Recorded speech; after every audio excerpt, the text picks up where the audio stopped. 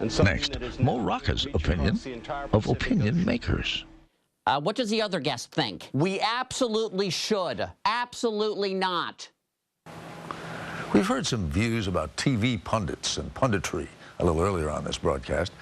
Would you call our contributor Mo Rocca a pundit? He would. And here's his opinion. It's not that easy being a pundit. I should know. I've weighed in on everything from politics. Here I'm wearing this Lebanese Americans for Reagan Bush button.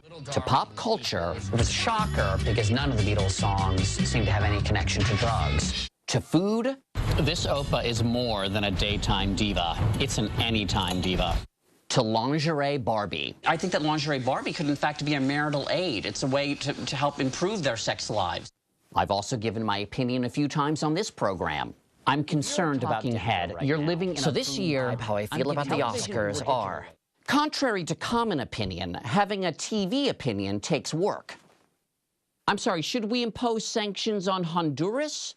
What does the other guest think? We absolutely should. Absolutely not. My biggest nightmare, one day I'll run out of opinions. I'm sorry, Wolf. I just don't have an opinion on where Blanket Jackson should go to school. We haven't used that in a while. Today, our punditocracy is thriving, with more opinion than ever. Cable news is keeping the nation's unemployment rate in check by deploying an army of them, a sort of WPA program for pundits. Many of us would otherwise be on the street. Your opinion on the Letterman-Palin feud won't help you land that job at McDonald's. So how can you separate your run-of-the-mill pundit from the guy who actually knows what he's talking about? The opinion industry needs safeguards. First, whenever a pundit speaks, his or her qualifications on that particular subject should be clearly presented by way of the crawl. Look, Harry, conditions on the ground in Iraq have improved, which is why the administration obviously needs to move up the timetable for troop withdrawal by 3 months. Not 4 months, but 3.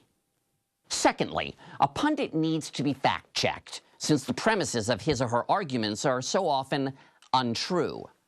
Bob, the island nation of Fiji is a hotbed of terrorist activity.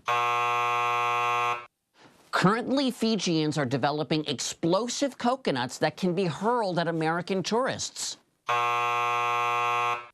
This is why our forces in the Atlantic need to stand at the ready. Because Fiji, Bob, has a lot of coconuts. And lastly, since so much of punditry is about prognostication, we need a 3 strikes and you're out policy. WMD will be found in Iraq. Hillary Clinton will be the party's nominee. Americans will be living on Mars by the end of 2009. Not so fast. We've got 6 months left to get Americans on Mars. And if it doesn't happen by January, you'll forget I ever said it. Commentary from Mo Rocca.